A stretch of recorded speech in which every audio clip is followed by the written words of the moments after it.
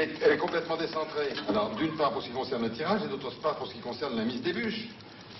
Le retour du fer forgé, naturellement, rend plus difficile la position des bûches. Les bûches souffrent un peu, là.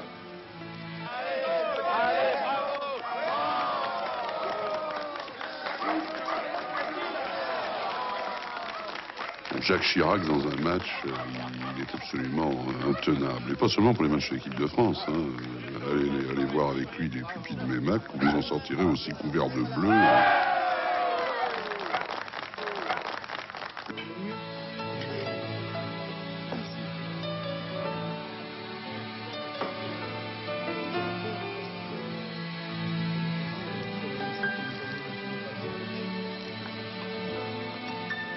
À chaque fois qu'il vient en Corrèze, c'est bien rare qu'il vienne pas faire un tour à la maison. Je ne sais pas si c'est parce qu'il aime bien notre petit salé avec un coup de rouge, ou si c'est parce qu'il aime mon franc-parler. Faut dire qu'on se connaît depuis plus de 20 ans, alors vous pensez, quand j'ai quelque chose à lui dire, je lui dis. Il écoute, il entend, il agit.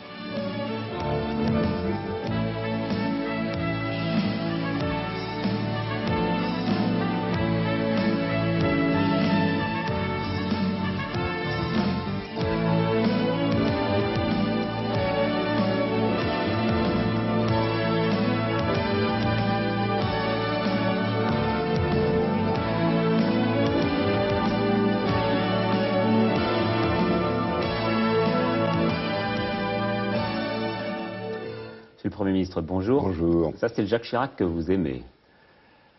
En tous les cas, c'est la France que j'aime. La Corrèze, Paris, l'ensemble de notre pays, son outre-mer, sont des endroits où je me sens à l'aise. J'aime sortir de la scène et de la vie politique pour, si j'ose dire, entrer en France. C'est un beau pays, c'est un merveilleux pays. Puis vous avez envie que cette image-là de vous sorte parce que vous trouviez qu'elle était un peu brouillée jusqu'à présent. À la télévision, par exemple, vous trouvez raide. C'est parce que vous étiez mal à l'aise face aux journalistes. C'est parce que vous étiez pudique. Quelle est la raison? Il est certain que j'ai eu un problème de ce point de vue. Et peut-être un peu par pudeur, c'est vrai. Je n'aime pas beaucoup me montrer, m'exhiber. Je réserve cela à mes amis, à mes proches, et au contact que je peux avoir avec mes compatriotes en dehors de l'œil froid de la télévision, ou en dehors du système politique. Alors on a vu les bûches de l'hôtel de ville, de la Corrèze, on vous voit à l'aise, on vous voit sur la campagne d'affiches que tout le monde a jugée assez réussie, là, en janvier. Mais on a un peu le sentiment quand même que cette campagne est une campagne d'image, et simplement d'image, et qu'on ne différencie pas suffisamment les programmes des différents candidats. Beaucoup de gens se disent, au fond, Raymond Barre, Jacques Chirac, François Mitterrand, c'est la même chose. Je ne crois pas qu'on puisse dire ça. On a pu le dire peut-être au début de la campagne, c'est vrai. Mais depuis que M. Mitterrand a levé un coin du voile sur ses intentions, alors je crois que les Français sentent bien qu'il y a des projets complètement différents, celui de la majorité, celui de l'opposition, et qu'ils ne sont pas de même nature. Et ça, je crois qu'ils le ressentent. Il y a d'un côté une sorte d'immobilisme dans l'opposition qui, se demandant ce qu'elle va faire, a pour ambition de gérer l'acquis en quelque sorte, et puis de l'autre, il y a une espèce de projet dynamique apte à prendre en charge les problèmes auxquels nous allons être confrontés. Et je pense que ça se ressent de plus en plus. D'ailleurs, vous le voyez dans l'évolution des sondages. Non, vous critiquez vos adversaires. Moi, je vais vous dire ce que vos adversaires disent de vous. Ils disent, par exemple, que vous êtes agité. Ça, ils reprennent en cela un terme d'un ancien président de la République qui disait de vous, vous étiez agité. Vous aviez du mal à être contenu. Ne croyez pas toujours, M. Poivre-d'Arvor, ce que l'on dit dans la polémique politique. Ça fait partie du jeu, mais ça ne correspond pas toujours à une réalité. On dit aussi que vous êtes excessivement optimiste. Ça, j'en suis témoin. Très souvent, vous dites la France est sortie du tunnel ou est en train de sortir du tunnel. Ça, c'est vrai. Ça, c'est vrai. Vous savez, prenons un exemple tout récent. Au mois d'octobre dernier, au mois de septembre-octobre, krach boursier, vague de pessimisme. J'ai eu le malheur de dire je suis raisonnablement optimiste. On m'a accusé. J'ai eu raison. Mais vous savez, au-delà de cela, il faut être optimiste. Les pessimistes sont des gens qui se découragent et qui, par conséquent, ne sont pas dynamiques.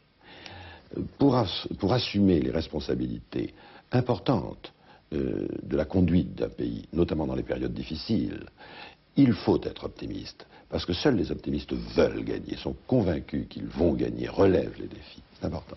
Il y a une accusation qui est beaucoup plus grave, c'est qu'on dit de vous que vous êtes versatile et qu'il suffit de l'influence de tel ou tel conseiller pour que vous changiez votre politique, vos points de vue, c'est quand même assez grave.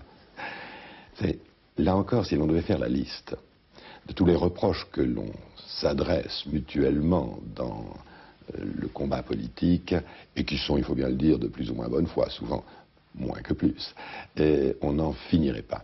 Alors j'essaye d'être moi-même, et j'entends persévérer. Ouais, sans insister trop dans cette liste, il y a quand même des faits précis. Il y a des gens qui vous ont entendu dire à Marseille, par exemple, que vous compreniez le racisme. Ah non. Ah non. Non. On a dit que je l'avais dit, mais personne n'en a retrouvé la trace, n'est-ce pas? J'ai dit à Marseille, et je répète, que je comprenais parfaitement le ras-le-bol qu'exprimaient des hommes et des femmes, des Français, qui depuis 80 ont vu se développer l'immigration clandestine, avec tous les inconvénients que ça comporte aujourd'hui, l'insécurité, le chômage et aussi la nouvelle pauvreté qui en est issue, et que je comprenais que ces gens en aient eu assez.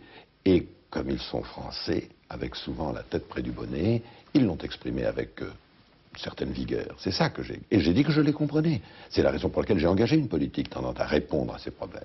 Est-ce qu'on est bien placé pour parler du racisme et de l'immigration quand, comme vous, on habite dans les beaux quartiers, on n'est pas, disons, quotidiennement, on ne fréquente pas quotidiennement ce problème? Sachez qu'un maire fréquente quotidiennement sa ville et tous ses quartiers. C'est le cas notamment du maire de Paris depuis 10 ans. Et que dans la politique que je me suis efforcé de faire, tendant à rééquilibrer au profit des quartiers pauvres l'environnement général de Paris, j'ai un contact permanent avec ces quartiers, avec leur population, et j'en connais les problèmes.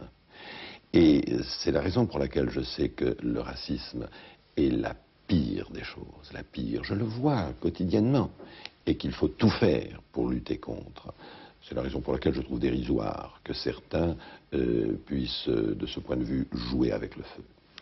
Vous pensez qu'on peut arrêter l'immigration sauvage sans être accusé de racisme rampant? Mais naturellement, ce n'est pas un problème de racisme, c'est un problème d'équilibre sociologique. Nous sommes un pays malheureusement marqué par le chômage comme beaucoup d'autres. Nous n'avons plus de travail à donner. Si nous laissons une immigration clandestine se faire, nous l'avons interrompue en 86, si nous le laissions se faire, nous aurions de plus en plus de marginaux qui, n'ayant pas de statut juridique, se cachant, n'ayant pas de travail, seraient tout naturellement et sont tout naturellement un vivier pour la délinquance, pour la criminalité. Nous ne pouvons pas accepter cela car cela déstabiliserait notre société et au détriment d'abord des étrangers qui sont en situation régulière, qui respectent nos droits et qui doivent faire l'objet d'une politique fraternelle d'intégration. Donc nous devons être vigilants sur ce point. Ça a été l'une des grandes erreurs des socialistes. Vous parliez de votre ville tout à l'heure. Il y a beaucoup d'exclus à Paris comme ailleurs d'ailleurs, notamment ces gens qu'on retrouve dans les restaurants du cœur. Hélas, et ailleurs. Ça, c'est une situation qui n'est pas tolérable. Et il faut lutter contre. On ne luttera pas seulement avec les moyens de l'État. Ceux qui vous disent qu'il suffit de faire une allocation supplémentaire ont raison sur le plan humain et se trompent en réalité sur le plan de la dignité de l'homme. Et ce que je dis, moi, c'est que nous sommes tous responsables de cette situation, tous les Français, et nous devons nous sentir tous concernés. Il faut donc donner à ces gens-là, certes, une aide pour en sortir, mais en contrepartie d'un effort de leur part, car c'est cela qui correspond à leur dignité. C'est par cela qu'ils l'affirment. Cet effort, ça doit être un effort de réinsertion, un effort de travail, fût-il modeste, un effort de formation, d'alphabétisation, de préqualification, bref, tout ce qui leur permet, en rentrant chez eux, de dire à leurs proches ou à eux-mêmes, cet argent, je l'ai touché, oui, mais je l'ai gagné, j'ai fait un effort pour le gagner. Autrement dit, pour cela, l'État n'est pas suffisant. Il faut que l'ensemble des collectivités locales, des associations, de la population se mobilisent pour trouver ces gens et pour leur tendre, non pas seulement un chèque, mais également la main. Il y a une autre catégorie de Français qui se retrouvent un petit peu sur le bord de la route parce que le progrès va vite en ce moment, ce sont les personnes âgées. C'est facile de leur tendre la main, mais c'est peut-être plus difficile aussi de laisser certains de vos partisans dire à propos du président de la République actuel que c'est une personne âgée, parce que j'ai entendu ça dans les meetings. Je ne l'ai jamais dit. même si je suis sûr que les années qui nous attendent demanderont un grand dynamisme. Les personnes âgées sont de plus en plus nombreuses. Et je dirais tant mieux. Elles nous apportent beaucoup d'expérience. Nous leur devons le respect. Il faut d'abord leur assurer, naturellement, le pouvoir d'achat de leur retraite. Mais au-delà, il faut leur assurer une meilleure insertion dans la société, un meilleur épanouissement dans leur milieu, par le bénévolat, par un travail, par un conseil, la facilité plus grande pour elles de rester chez elles avec une aide à domicile ou de rester de façon plus humaine dans des structures collectives, dans des maisons de retraite, etc.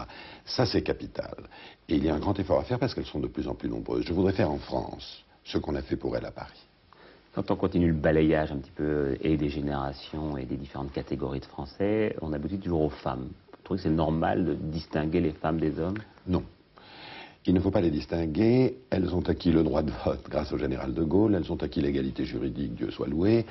Il faut maintenant qu'elles acquièrent l'égalité économique. C'est bien engagé, notamment, je dirais, dans les secteurs les plus modernes. Dans la communication, dans l'informatique. Non, mais ce sont des secteurs dans lesquels vous voyez autant de femmes dans les postes de responsabilité que d'hommes et pas de distinction entre elles. Ce n'est pas vrai encore dans les vieux secteurs classiques. Il faut qu'elles soient plus présentes dans la politique, y compris au gouvernement, pour des questions de rapport de sensibilité. Et enfin, il y a un autre problème pour les femmes, c'est qu'il faut qu'elles conquièrent au sein de la famille une nouvelle liberté, celle de faire des enfants sans avoir la contrainte financière ou les difficultés de la vie quotidienne trop présentes à l'esprit quand elles se décident. C'est dans cet esprit que j'ai dit qu'il fallait aboutir à une sorte de salaire maternel, qui peut d'ailleurs intéresser le père, si c'est le père qui est le gardien de la famille, et dont j'ai fait le premier pas à Paris lorsque j'ai institué l'allocation parentale, que j'ai généralisé ensuite comme Premier ministre en France, et qu'il faut maintenant amplifier. Il faut que les femmes qui veulent travailler soient aidées dans la garde de leurs enfants, à domicile ou dans des crèches ou haltes garderies, etc.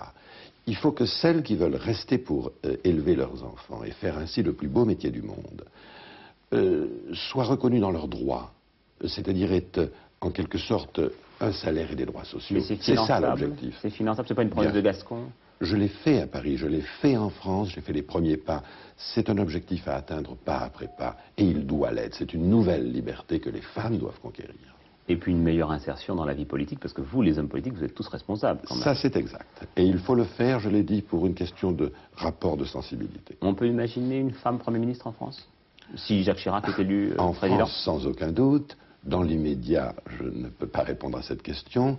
Les exemples, par exemple, britanniques, nous montrent que cela peut se faire brillamment. J'imagine qu'il y aura chez vous une certaine fierté à être président de la République, si tel doit être le jugement des Français le 8 mai, et à l'être en 1989, c'est-à-dire pour fêter le bicentenaire de la Révolution française. Qu'est-ce que vous souhaitez voir développer dans le monde comme grand message de la France? Il y a 2 siècles, c'était liberté, égalité, fraternité. Fierté, ce n'est pas le mot. Je voudrais me sentir porteur d'une grande ambition. Je me sens porteur. La France dans le monde a un grand rôle à jouer. Elle le joue depuis longtemps. C'est celui qui consiste à faire respecter les droits de l'homme, à être au premier rang de ce combat, le droit des peuples à disposer d'eux-mêmes, et surtout de participer activement à l'aide aux pays en développement, c'est-à-dire à lutter contre la famine, la misère, tout ce qui aujourd'hui exclut des peuples. Elle doit également être porteuse de ces termes de liberté, d'égalité et de fraternité.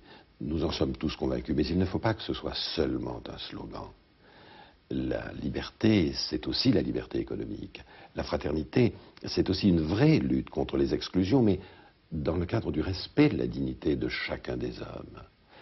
Et l'égalité, c'est notamment ce que nous avons dit pour les femmes, c'est davantage de justice sociale. Il faut d'abord produire des richesses.